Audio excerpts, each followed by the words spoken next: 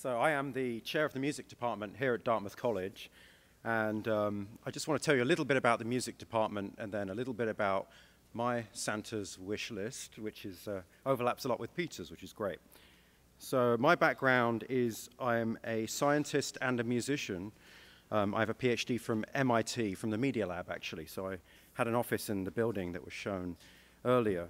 But I also am a composer, and I occupy a department which is directly below us. So you descend down 60 feet, and you'll be in the offices of the music department and some of the rehearsal spaces.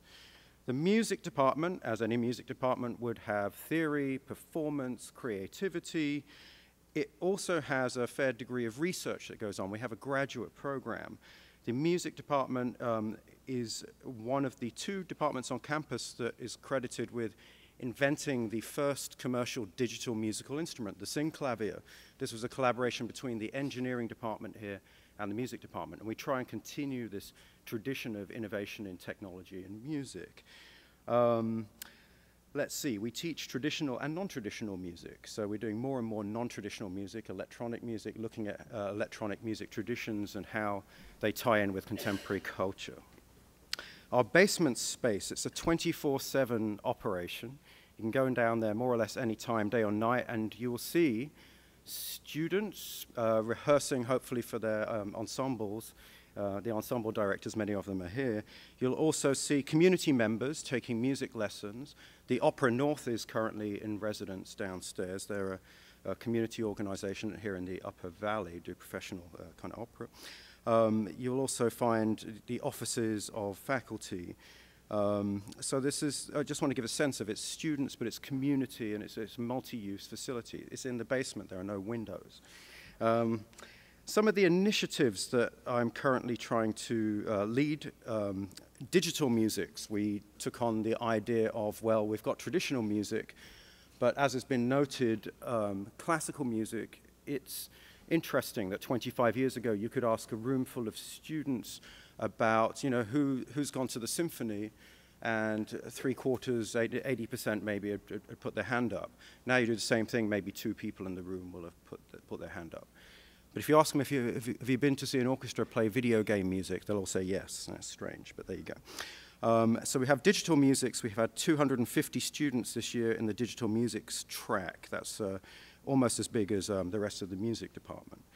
And the idea here is to explore new ways of doing music, looking at other spaces on campus as well. So we take people, we've taken them to the Fuel space, which is a club space. We take our students there, and they've DJ'd their listening assignments. We've taken students to the top of the Hop, which is not really a performance space, but it's a pretty good makeshift, open kind of walk-through sort of social space, and we do performances there. So we're really sort of looking around campus. There's a lot of different small spaces, and we've taken people out there, and that's been quite successful. In our teaching, we've also tried to reconfigure the teaching a bit, this attention issue that's been mentioned a lot. Well, I noticed that everyone was looking at their Facebook sites in a class of 80 students, and I just stopped fighting it, and I said, right, the class is now all on Facebook, and we had 500 discussions, all of which were about a paragraph long of pretty insightful discussions. So Facebook became a really important asset in the teaching of the last digital musics class. We had a laptop orchestra. We took 80 non-musicians. We broke them into something like 15 different laptop orchestras, and they all had the experience of being musicians using their laptops as instruments. So they had performing experience. A lot of them never had that before. These are the kinds of things we're trying to do. So to facilitate this, what do we need? Well, my wish list, very much like Peter's, I think we need reconfigurable spaces that don't predetermine the kinds of things that are going to happen, because we're not quite sure what's going to happen. It might depend on what technology is next. It might depend on what people are interested in. We need high bandwidth wireless. When you have 80 laptops in a room and you want to do a quiz, that's a lot of data. The wireless couldn't handle it. When you have reconfigurable spaces, interesting things happen. We think it's art. That art often becomes science. That science gets published, and then new products and stuff come out of it.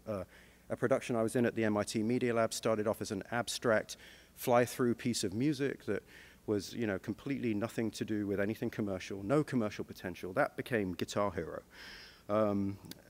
Transparency, really important, I think, to see what's going on, what people are doing.